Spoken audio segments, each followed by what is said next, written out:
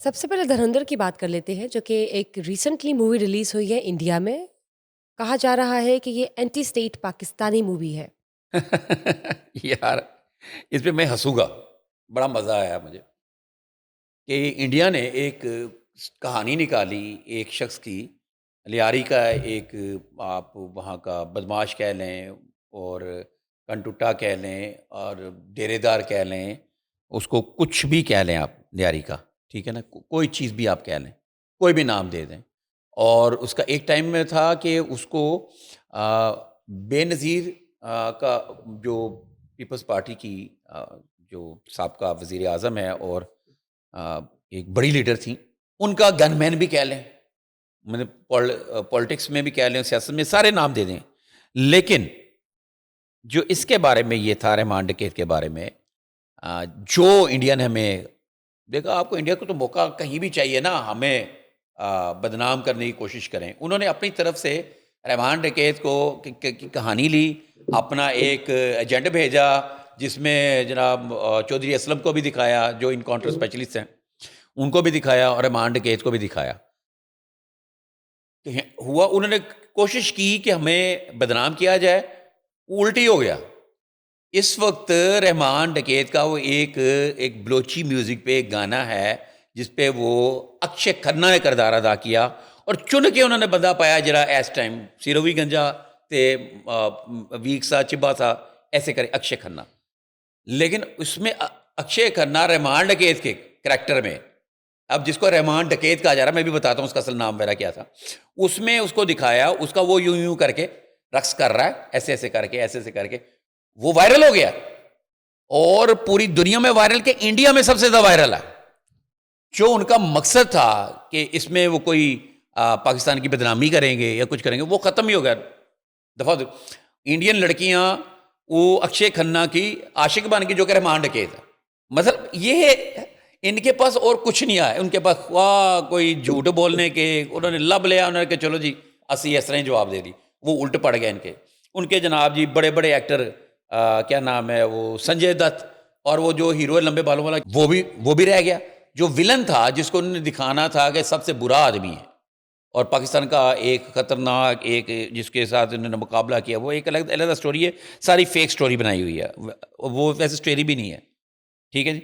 इसी जो जो है ना, रहमान डकैत का जो असल नाम था अब्दुर्रहमान बलोच, ये बलोची था वैसे। अब्दुर्रहमान बलोच, इसके वालिद का नाम था दाद मोहम्मद बलोच। ये 1975 में लियारी में पैदा हुआ था। जो दाद मोहम्मद था ना, दाद मोहम्मद बलोच, जो इसके वालिद थे,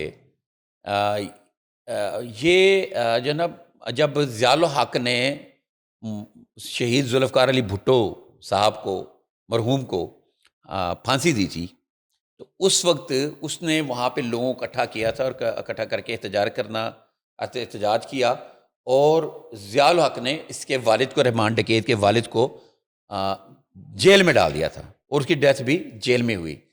और ये उस वक़्त ये जो रहमान डकैत था, जब इसके वालिद की डेथ हुई, तो ये इसकी उम्र कोई होगी 10-12 साल, इतनी ये एज थी या इससे कम होगी, छोटा बच्चा था।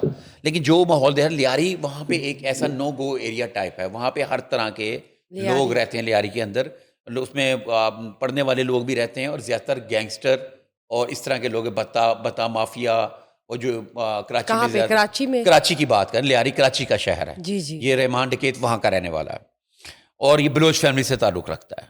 हाँ, बलोच फैमिली से ताल्लुक़ रखता है। जब ये सानिया कारसाज़ हुआ था, सानिया कारसाज़ बेनज़ीर के साथ, तो एक एक तंज़ीम बनी हुई थी बेनज़ीर जान निसार की, ये उसका सदर था।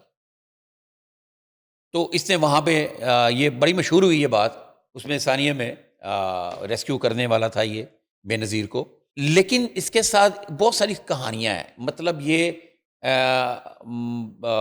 लोगों को टॉर्चर भी करता था, अगवा बराए तावान भी था, बताखोरी भी थी, इसके ऊपर जो इल्ज़ामात थे, हम तो वो बात करेंगे जो इसके ऊपर इल्ज़ामात थे। और कहा जाए तो सियासतदान भी था। ये सारी चीज़ें थी ना। ठीक। तो जब ये बेनज़ीर ने इसको थोड़ा सा वेट देना शुरू किया, इसको मतलब इज़्ज़त मिली, तो ये खुद को कहने लग पड़ा था सरदार अब्दुर्रहमान बलोच। सरदार का नाम इस अपने नाम के साथ लगा लिया था, फिर इसको लोग सरदार अब्दुर्रहमान बलोच कहते थे। लेकिन जब बेनज़ीर की शहादत हुई, तो उसके बाद कुछ अरसे बाद इसका जो है ना चौधरी असलम का किरदार जो है, ये वहाँ के एसपी हैं कराची के, इनकाउंटर स्पेशलिस्ट कहा जाता है इनको। तो इनका किरदार अदा किया है वहाँ संजय दत्त ने। तो उन्होंने इनको पुलिस मुकाबले में इसका इनकाउंटर कर दिया था, जिसके ऊपर इन्होंने फ़िल्म बनाई। लेकिन मुझे हँसी इस चीज़ पे आती है, फ़िल्म की कहानी जो भी थी, रहमान डकैत के नाम के साथ डकैत लगा था, क्या कहा जाता है कि ये डकैतियाँ करता था, इसलिए रहमान डकैत इसका नाम रखा गया था। और उस कैरेक्टर को उठा के इन्होंने चुन के अपनी तरफ से एक वीक कैरेक्टर संजय खन्ना, संजय खन्ना उसका उनका नाम है, विनोद खन्ना के बेटे हैं, बड़े मारूफ मशहूर लीजेंड अदाकार विनोद खन्ना के बेटे हैं, और इनका फिल्मी कैरियर ख़त्म हुआ था। तो अब रिवाइव हो गया, अब ये ऐसे आया है कि जो सारे के सारे लोगों को साइड पे कर दिया। जैसे एनिमल में और बॉबी देओल का हो गया था। हाँ, वो आप कह सकते हैं, लेकिन ये उससे ज़्यादा दबंग अंदाज में हुआ। और रहमान डकैत के करैक्टर में अपनी तरफ से इन्होंने पाकिस्तान के लिए वो तो लोग पूरी दुनिया में मशहूर हो गया, उसको देखा जा रहा, वो हीरो बन गया है और दोबारा से उसकी मार्केट बन गई। चले गुड गुड टू तो नो। लेकिन इनको जो है ना असल जवाब तो मिलता है ना, राफेल जो गिराए थे, हमारे जो फील्ड मार्शल हैं आसम मनीर साहब की क़यादत के अंदर, तो असल तो जवाब इनको वो मिला था। अब ये उसी के इनको सड़ पूज है, नहीं जड़ी नहीं लगे रहते हैं। नहीं सर, तो अगर उन्होंने एंटी स्टेट पाकिस्तान में कोई मूवी बनाई है तो आप लोग भी एंटी स्टेट इंडिया बना दे। नहीं, देखो हमारे यहाँ पे खराबी ये चीज़ें जो हमने जो बात की ना, एंटी स्टेट पाकिस्तान बनाई है उन्होंने, वो तो बनाते रहते हैं उनके। तो फिर मैं यहाँ पे भी इसलिए तो बना इंडियन दे। मूवीज़ नहीं देखता।